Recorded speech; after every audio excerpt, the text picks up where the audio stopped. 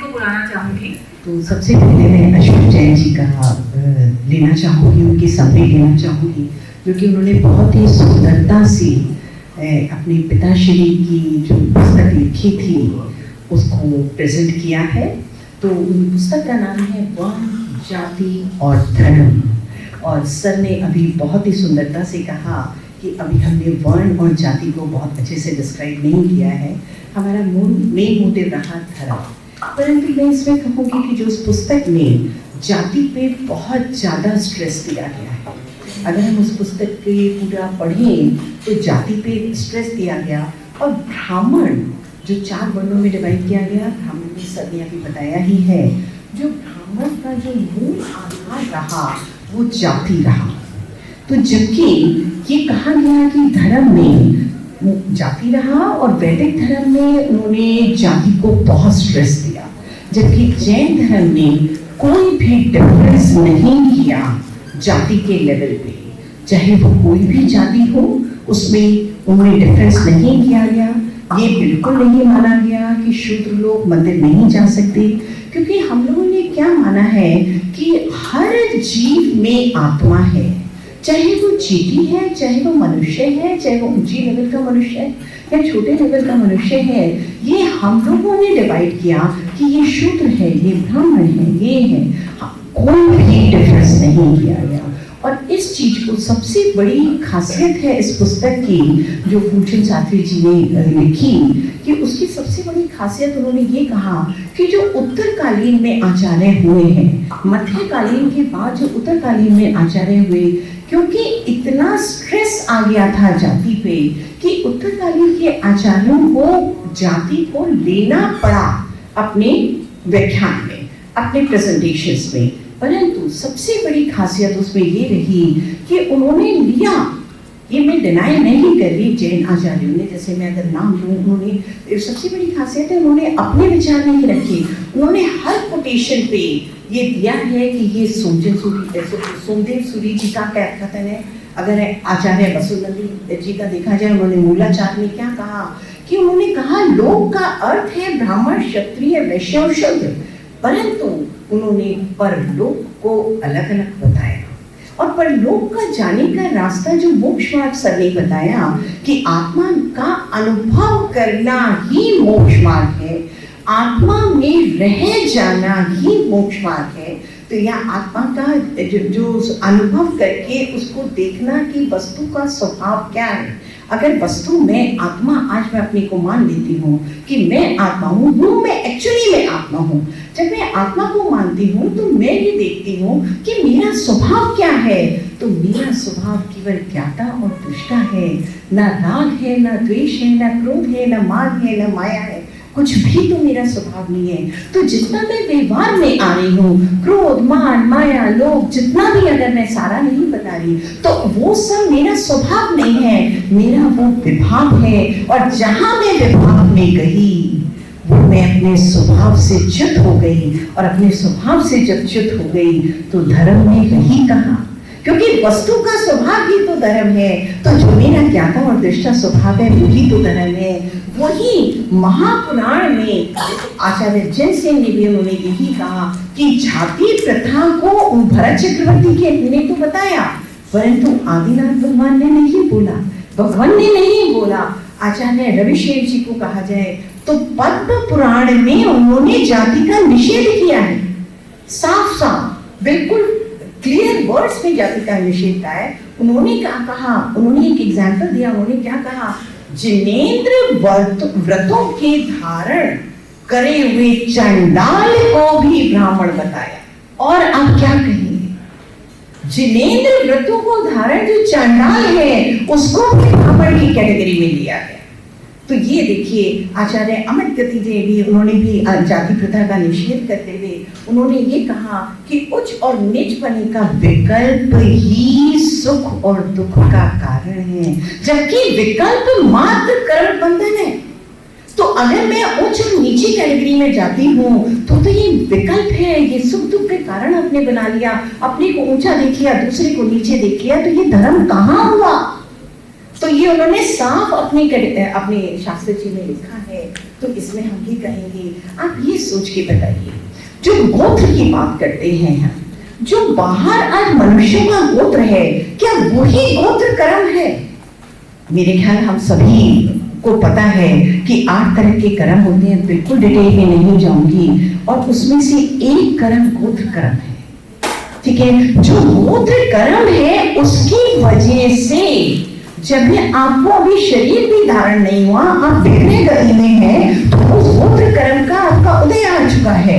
तो आप बताइए, उस गोत्र कर्म की वजह से क्या आप कह सकते हैं कि तुम मंदिर नहीं जा सकते और मैं मंदिर जा सकता हूँ? आपका गोत्र ये है इसलिए आप नहीं जा सकते और मैं जा सकता हूँ? नहीं, वो ये जो व्यवहार वाला गोत्र है और जो गोत्र कर्म का उदय है, दोनों भाग हैं। जब अभी तक मेरे शरीर, यहाँ से मैं शरीर छोड़ के गई, अभी मेरे को सभी को इतना नॉलेज है कि यहाँ से जब तक मैं दूसरे शरीर में जाऊंगी तो बीच का जो हिस्सा है उसे विग्रह गति कहते हैं। गोत्र कर्म का उदय तो उसी विग्रह गति में आ चुका है। तो यहाँ संसार का गोत्र क्या चीज है?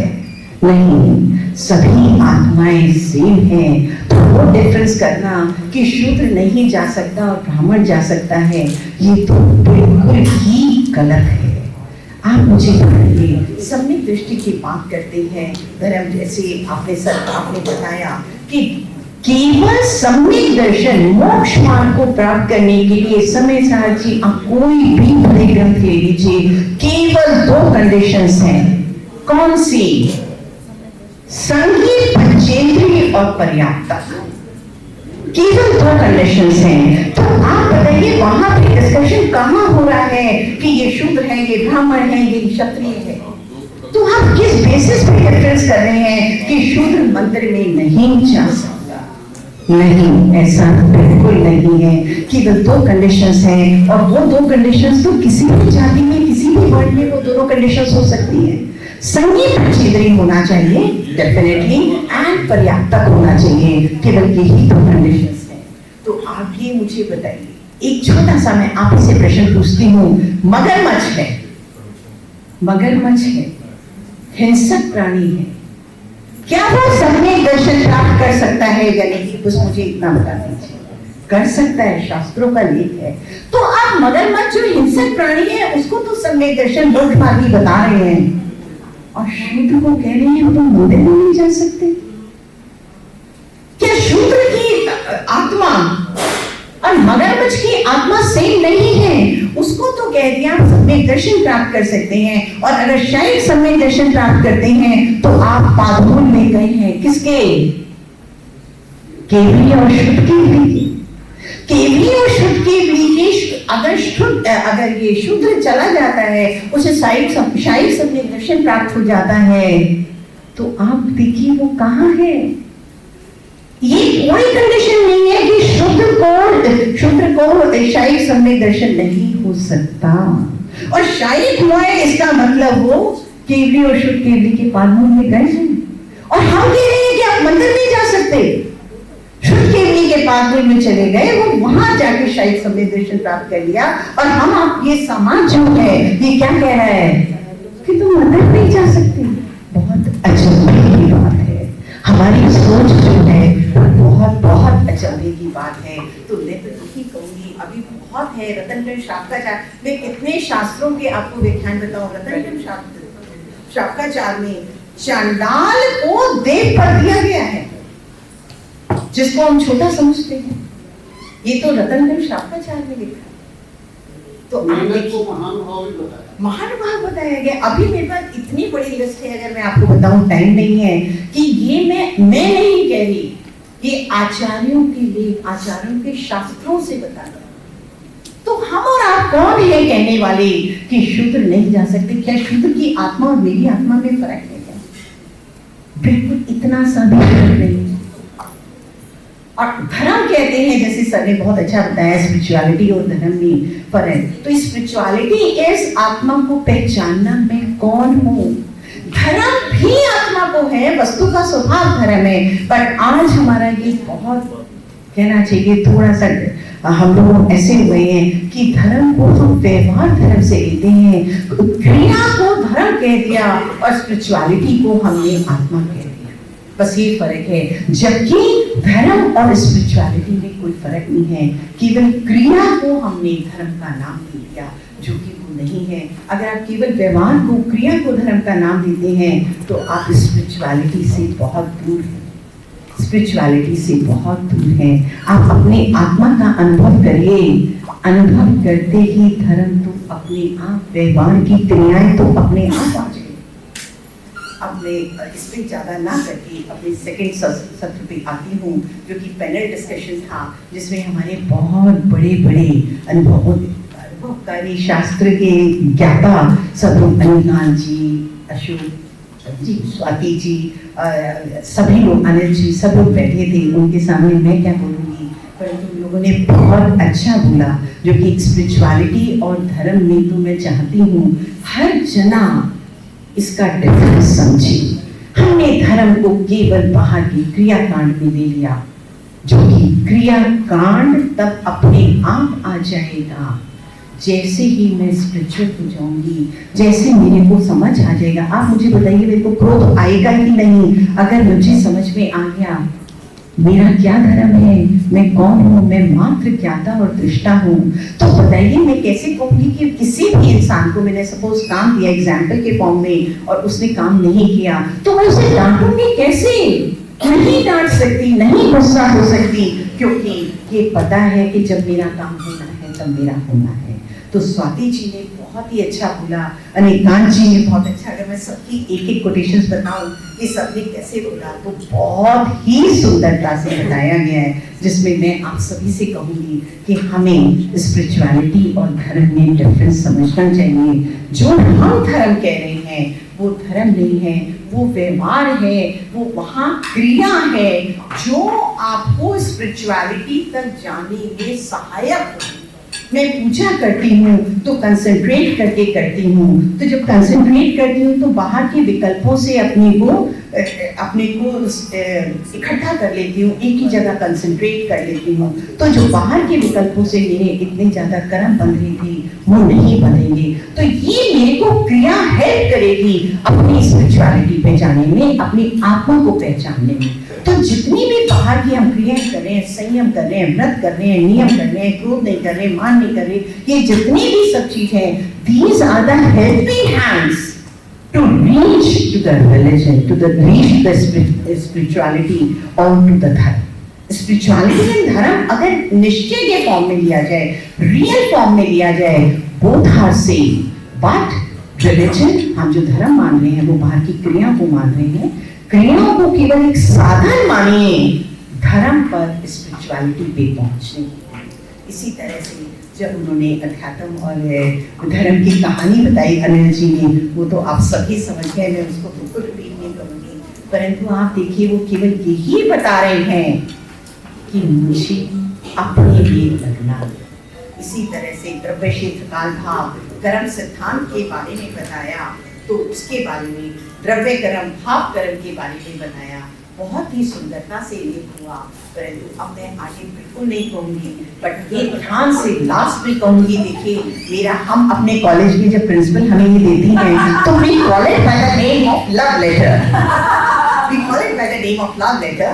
कि अगर प्रिंसिपल ने कुछ भी बुलाया या कुछ भी किया तो वी कॉल कि सपोज मैं को एड्रेस कर रही हूँ कि स्वाति तुम्हारे नाम का लव लेटर आ चुका है, तो this is the love letter which I have received and I just only say that the last thing would be that yes the stress is just because of non-application of Jain principles in my real life.